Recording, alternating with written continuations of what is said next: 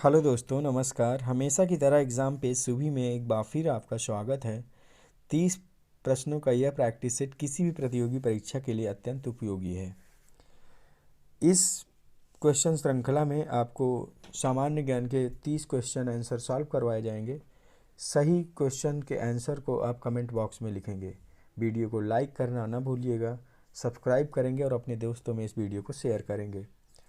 Question number 1 से शुरू करेंगे। कह रहा है, क्वेश्चन नंबर 1 है, रेक्टिफायर क्या होते हैं।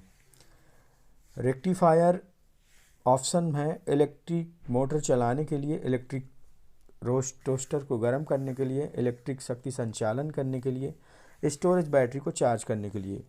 तो आपको बता दें कि जो रेक्टिफायर होते हैं वो बैटरी चार्ज करने में प्रयुक्त डीसी धारा को प्रयोग में लाया जाता है। रेक्टिफायर एसी को डीसी में बदलता है और सभी तरह के मोबाइल चार्जर्स में इसका इस्तेमाल होता है।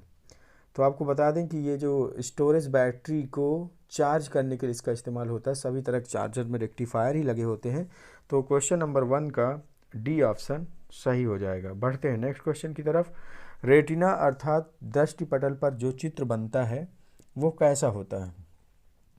ऑप्शन है, वह वस्तु के बराबर होता है पर उल्टा होता है, वह वस्तु से छोटा होता है पर सीधा होता है, वह वस्तु से छोटा होता है और उल्टा बनता है, वह वस्तु के बराबर होता है, वह सीधा होता है। तो रेटिना पर वस्तु का प्रतिबिंब उल्टा, छोटा व वास्तविक बनता है। तो ऑप्शन आपका जहाँ पर उल्टा, छोटा है, वास्तविक बनता है, वो ऑप्शन नंबर सी आपका सही हो जाएगा। बता दें कि रेटिना आपकी आँख के पीछे की साइड एक दृष्टिपटल है जहाँ पर छवि बनती है। छवि बनने के पश्चात दृश्य तंत्रिकाओं द्वारा मस्तिष्क तक पहुंचता है, जिससे अनुभव के आधार पर वस्तु हमें सीधी दिखाई देती है। क्वेश्चन नंबर नेक्स्ट है। क्वेश्चन नंबर 3 है, सूर्य से पृथ्वी तक के प्रकाश के पहुंचने में लगभग समय लगता है। तो ये बहुत ही आसान क्वेश्चन है, आपने कई परीक्षाओं में इसको पढ़ा भी होगा। इसमें जो है 8 मिनट का समय लगता है। नेक्स्ट क्वेश्चन है, प्रकाश की गति किसके बीच से जाते हुए न्यूनतम होती है। ऑप्शन है कांच, निर्वात, जल या वायु। तो देखिए, निर्वात में प्रकाश की सर्वाधिक चाल होती है, क्योंकि निर्वात का अपवर्तनांक सबसे कम होता है। तो जिस चीज़ का अपवर्तनांक ज़्यादा होगा तो वहाँ पे प्रकाश की गति भी ज़्यादा होगी, और जो कांच होता है उसका अपवर्तनांक सबसे कम होता है, तो इसलिए प्रकाश की गति इसमें न्यूनतम होती है। तो आपका जो ऑप्शन है कांच वो सही हो जाएगा, क्योंकि इसमें न्यूनतम गति के लिए पूछा गया है कि सबसे न्यूनतम गति किस में होती है, तो कांच में होती है। नेक्स्ट क्वेश्चन है, विश्व स्वास्थ्य संगठन के अनुसार एक नगर के लिए सुरक्षित ध्वनि का प्रदूषण स्तर कितना होना चाहिए। तो विश्व स्वास्थ्य संगठन ने देखिए अभी एक नया सर्वे जारी किया है, जिसमें शहरों की जो ध्वनि प्रदूषण की समस्या वो दिन ब दिन बढ़ती जा रही है। तो विश्व स्वास्थ्य संगठन ने नगरों के लिए जो सुरक्षित ध्वनि का स्तर है वो 45 डेसिबल करार दिया है। तो इस तरह से ऑप्शन नंबर ए सही हो जाएगा। नेक्स्ट क्वेश्चन है, कंप्यूटर का जनक किसे कहा जाता है। कंप्यूटर का जनक बिल गेट्स, नारायण स्वामी, चार्ल्स बैबेज या टिम ब्रैसनैन। तो कंप्यूटर का जनक जो है चार्ल्स बैबेज को कहा जाता है। तो इस तरह से क्वेश्चन नंबर 6 का ऑप्शन सी सही हो जाएगा। विश्व की विशालतम दूरबीन कौन सी है।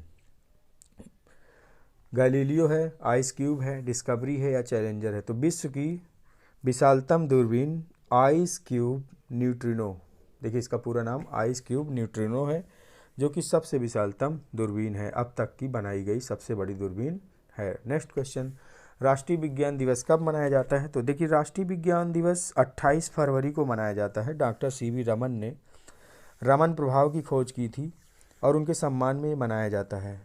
डॉक्टर सीवी रमन को नोबेल पुरस्कार भी मिला था 1930 को। तो तभी से 28 फरवरी को विज्ञान दिवस मनाया जाता है। क्वेश्चन नंबर 8 का बी ऑप्शन सही हो जाएगा। नेक्स्ट क्वेश्चन, शहद का प्रमुख घटक क्या होता है। देखिए, शहद जैसे कि आपको पता है, मधुमक्खियाँ फलों से रसों को चूस के ले आती हैं और अपने छत्तों में इकट्ठा करती हैं। जो मधुमक्खी पालन का सबसे बेहतरीन समय होता है भारत में, वो अक्टूबर-नवंबर में होता है। और आपको बता दें कि जो इनकी शहद का जो मुख्य घटक है वो फ्रैक्टोज है, यानी फल शर्करा। ये फल शर्करा को ही माना जाता है। नेक्स्ट क्वेश्चन है क्वेश्चन नंबर 10, निम्नलिखित में से कौन सी एक पुष्पकलिका होती है? जीरा है, लौंग है, काली मिर्च है या हल्दी? तो जो लौंग होती है यूजीनिया कैरियोफाइलेटा नामक मध्यम कद वाले वृक्ष की पुष्पकलिका है, जिसे सुखाकर मसाले बनाए जाते हैं।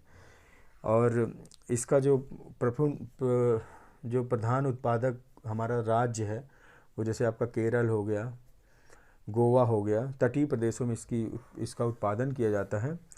और इसका जो ऑप्शन होगा वो बी सही हो जाएगा। क्वेश्चन नंबर 10 का बी नंबर सही हो जाएगा। रेशम कीट जिन पर पनपता है वो पत्तियां क्या कहलाती हैं? तो रेशम कीट जो है शहतूत की पत्तियों में पनपता है, तो इस तरह से क्वेश्चन नंबर 11 का सी सही हो जाएगा। लाल मिर्च तीखी होती है, किसके कारण होती है? ऑप्शन को अच्छे से पढ़ना है और इसका आंसर देना है कमेंट बॉक्स में। रिसिन के कारण, कैप्सेइसिन के कारण, एरिकोलिन के कारण या कैफियॉल के कारण? तो देखिए जो लाल तीखी मिर्च होती है उसका जो तीखापन होता है वो कैप्सेइसिन के कारण होता है। कैप्सेइसिन एक बहुत ही तीखा पदार्थ होता है और ये C18, H27 और NO3 से मिलकर बनाया जाता है। इस तरह से इस क्वेश्चन का जो बी नंबर है कैप्सेसिन वो। नेक्स्ट क्वेश्चन है विश्व जनसंख्या दिवस कब मनाया जाता है? देखिए विश्व जनसंख्या दिवस 11 जुलाई को मनाया जाता है, तो इस तरह से इस क्वेश्चन का बी नंबर सही हो जाएगा। नेक्स्ट क्वेश्चन है हीराकुंड बांध किस नदी पर बना है? ये भारत का सबसे लंबा बांध के रूप में भी इसको जाना जाता है। उड़ीसा की महानदी पर इसको बनाया गया है। अच्छा, सबसे ऊंचा बांध किसको कहा जाता है? तो जो आपका भाखड़ा नंगल बांध है वो सबसे ऊंचा बांध माना जाता है। नेक्स्ट क्वेश्चन है क्वेश्चन नंबर 15, लहरें किस प्रक्रिया के फलस्वरूप बनती हैं? तो लहरें जो हैं ऑप्शन है जल प्रवाहित होने से, जल की स्थिरता से, गुरुत्वीय बल से या पवनों द्वारा जल को धकेले जाने से। तो जो लहरें बनती हैं वो पवनों द्वारा जल को धकेले जाने से बनती हैं। देखिए आपको आगाह भी किया जाता है जब समुद्री तूफान वगैरह आता है तो उस समय लहरों की ऊंचाई बहुत बढ़ जाती है। कभी कभी ये ऊंचाई बढ़कर 50 से 60 फीट तक हो जाती है, तो इन्हीं को सुनामी नाम दिया जाता है जापान में। तो लहरें जो बनने की जो प्रक्रिया है वो पवनों के द्वारा जल को धकेले जाने से बनती हैं। नेक्स्ट क्वेश्चन की तरफ बढ़ेंगे। भारत में कृषि क्रांति की शुरुआत कब से हुई थी? तो भारत में कृषि की क्रांति की शुरुआत जो है 1966 से हुई थी। जो 66 का दशक था उसी में जो है कृषि की शुरुआत की गई थी। कहते हैं MS स्वामीनाथन के द्वारा भारत में कृषि क्रांति की शुरुआत की गई थी। इसी के अंतर्गत हरित क्रांति की भी शुरुआत की गई थी 1966। इस क्वेश्चन का सही आंसर हो जाएगा। 16वें नंबर का ए ऑप्शन सही हो जाएगा। बढ़ते हैं नेक्स्ट क्वेश्चन की तरफ। क्वेश्चन नंबर 17, भारत में कर्क रेखा कितने राज्यों से होकर गुजरती है? तो भारत में जो कर्क रेखा है वो 8 राज्यों से होकर गुजरती है। इसका बी ऑप्शन सही हो जाएगा। बढ़ते हैं नेक्स्ट क्वेश्चन की तरफ। सूर्य क्या है? देखिए सूर्य एक तारा है। इस तरह से क्वेश्चन 18 का ए नंबर सही हो जाएगा। किन कारणों से बृहस्पति को मास्टर ऑफ प्लैनेट कहते हैं? तो बृहस्पति को मास्टर ऑफ प्लैनेट कहने का जो कारण है वो उसकी विशालता के कारण उसको कहा जाता है। आकार में विशालता के कारण बृहस्पति को मास्टर ऑफ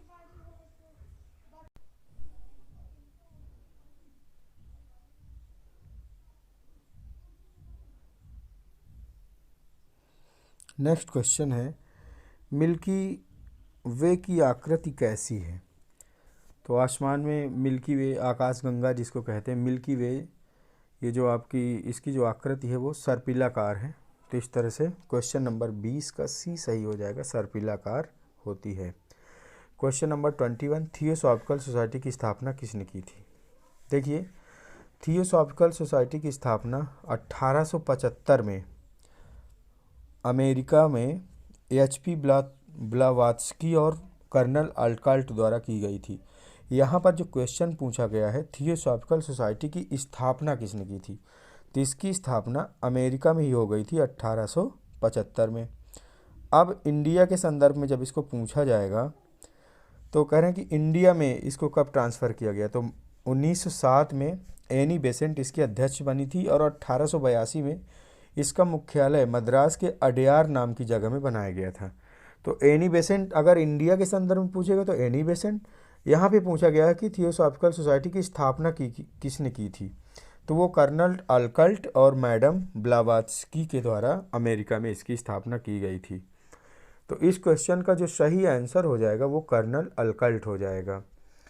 विकिपीडिया वगैरह में भी इस क्वेश्चन का आंसर आप देख सकते हैं। इसका एकदम से ये सही क्वेश्चन का आंसर होगा। बढ़ते हैं नेक्स्ट क्वेश्चन की तरफ। कहते हैं सूचना का अधिकार अधिनियम कब अधिनियमित हुआ था इंडिया में। तो ये जो है सूचना का अधिकार अधिनियम सन 2005 में 12 अक्टूबर को इसको जो है पूरे देश में लागू कर दिया गया था। और इसके जो संघर्षशील नेता थे सूचना के अधिकार के लिए, जिन्होंने आंदोलन किया था, उस नेता का नाम अरुणा राय था। तो इस तरह से इस क्वेश्चन का डी ऑप्शन सही हो जाएगा। बढ़ते हैं नेक्स्ट क्वेश्चन की तरफ। नेक्स्ट क्वेश्चन है विश्व में गरीबी का केंद्र किस देश में है। देखिए, विश्व में गरीबी का जो केंद्र है वो भारत देश में है। ना तो कनाडा में है, ना तो बांग्लादेश, ना तो भूटान, वो भारत देश में है। नेक्स्ट नंबर है पक्षी विज्ञान से संबंधित वैज्ञानिक का नाम क्या है। ऑप्शंस को ध्यान से पढ़ेंगे फिर इसका आंसर देंगे। Salim Ali, Darwin, Lamarck, Jagdish Chandra Bose. तो देखिए पक्षी विज्ञानी जो थे वो सलीम अली को ही माना जाता है। तो इस तरह से इस क्वेश्चन का ऑप्शन नंबर ए सही हो जाएगा।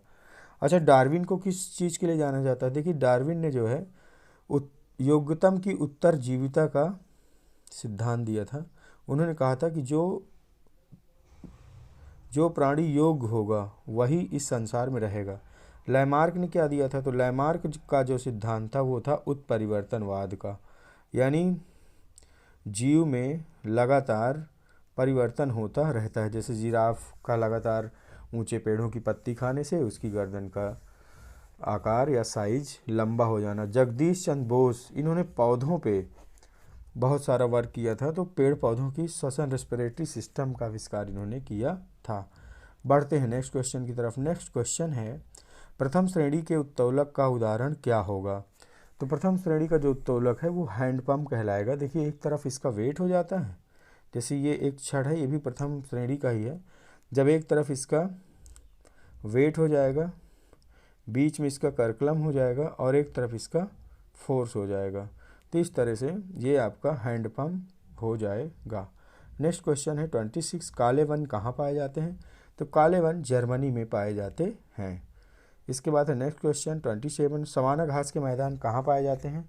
देखिए सवाना घास के मैदान अफ्रीका महाद्वीप के आसपास तंजानिया नामक देश के में पाए जाते हैं। और अफ्रीका महाद्वीप को पहले अंध महाद्वीप के नाम से भी जाना जाता है। तीनों रेखाएं यहाँ से होकर गुजरती हैं, विषुवत, मकर रेखा और कर्क रेखा इसी महाद्वीप से होकर गुजरती है। यहाँ पे घास के मैदानों का जिक्र हुआ, तो एशिया महाद्वीप के घास के मैदान क्या कहलाते हैं। तो एशिया महाद्वीप में जो घास के मैदान उनको स्टेप्स कहते हैं, स्टेपीज उनको कहा जाता है। तो इस तरह से इस क्वेश्चन का ए नंबर सही हो जाएगा। अफ्रीका महाद्वीप, सवाना घास के मैदान अफ्रीका महाद्वीप में पाए जाते हैं। एक एक क्वेश्चन को आपको याद रखना है, जो क्वेश्चन आपका मिसिंग है उसको नोट डाउन करना है और फिर अपनी तैयारी को जारी रखना है। प्रकाश की गति करें कितनी है। तो प्रकाश की गति बहुत ही सिंपल क्वेश्चन है, बहुत दिनों से आप पढ़ते चले आ रहे हैं। इसकी जो गति है वो 3 लाख किलोमीटर पर सेकंड हो जाती है। नेक्स्ट क्वेश्चन है भारतीय नागरिकता प्राप्त करने की शर्तें कौन कौन सी हैं। तो ऑप्शन है जन्म द्वारा, ऑप्शन बी है वंशानुगत द्वारा, ऑप्शन सी है पंजीकरण द्वारा या ऑप्शन डी है उपयुक्त सभी। तो भारतीय नागरिकता प्राप्त करने की जो शर्तें हैं वो उपरोक्त सभी हो जाएंगी, क्योंकि देखिए जन्म के आधार पर भी भारत का नागरिक माना जाता है, वंशानुगत के द्वारा भी और पंजीकरण कराकर भी भारतीय नागरिकता प्राप्त की जा सकती है। नेक्स्ट क्वेश्चन है संविधान के किस भाग को भारत का मैग्ना कार्टा कहा जाता है। तो ऑप्शन है भाग 3, भाग 8, भाग 6 या भाग 4। तो संविधान का जो मैग्ना कार्टा है इसको देखिए रामायणकालीन संविधान भी कहा जाता है। इस भाग को भाग 3 को, भाग 3 में जो संविधान का भाग 3 है उसमें अनुच्छेद 12 से 35 तक मूल अधिकारों का वर्णन किया गया है, जो कि अमेरिका के संविधान से लिए गए हैं। तो इस तरह से संविधान के भाग 3 को भारत का मैग्ना कार्टा की संज्ञा दी गई है। देखिए thank you for watching video आपको कैसा लगा वीडियो लाइक करिएगा, कमेंट करिएगा और अपने दोस्तों तक शेयर करिएगा। अगर चैनल को सब्सक्राइब नहीं किए तो चैनल को सब्सक्राइब करिएगा। अपनी तैयारी करते रहिए, पढ़ते रहिए। फिर मिलते हैं अगले वीडियो में, तब तक के लिए नमस्कार।